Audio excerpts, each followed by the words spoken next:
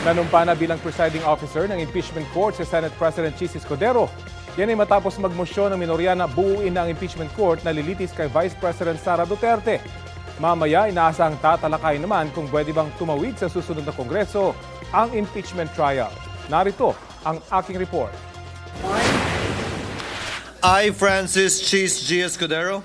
Bukas pa nakatakdang mag-convene ang Senado bilang impeachment court, pero kagabi, nanumpa na bilang presiding officer si Senate President Chis Escudero.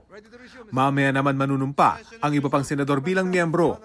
Ang kompromiso na pagdesisyonan matapos ang mahabang caucus ng mga senador.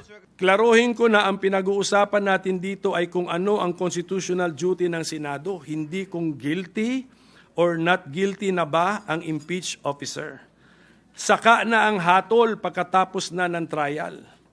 Ang importante ay mag-umpisa na ang trial proceedings kasi yan ang utos ng ating Constitution. I therefore move that we already convene as the impeachment court at this very moment. May nagsasabi nga na itong pag-take na niya ng oath today, pag-constitute tomorrow is symbolic. But nasabi nga nung ibang mga senador na it's more than symbolic, di ba? Kasi once na ma-constitute yan, tuloy-tuloy na. Pero I have to admit, one reason na hinati-hati yan is because there's 23 of us and we couldn't agree.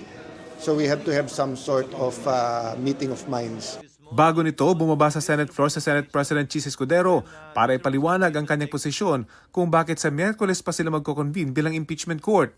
Ito ay matapos ang mahabang diskusyon sa plenaryo dahil tila hindi raw nasunod ang nakasaad sa konstitusyon na agad simula ng impeachment proceeding. Forthwith, citing various cases, Mr. President, Your Honors, means within a reasonable time, which may be longer or shorter period according to the circumstances of a particular case.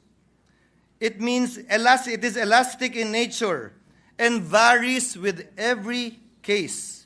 Mamaya, inaasahang magpapatuloy ang debate kung pwede bang ituloy ang impeachment proceeding mula sa 19th patungo sa 20th Congress.